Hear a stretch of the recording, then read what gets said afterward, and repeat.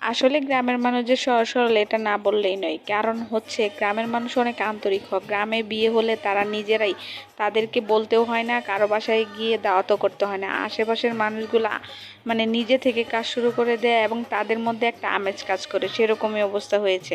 তো আজকে আমি বাজার থেকে কিছু কেনাকাটা করে আনছি, আর এগুলো নিয়ে আসার সাথে সাথেই ঘরে একদম মেয়েরা মানে এসে পড়েছে, দেখার জন্য পাগল হয়ে গেছে। আর তাদের তাদের কাছে এত ভালো লাগতেছে যে তারা কি বলবে, তাদের মানে খুবই ভালো লাগতেছে।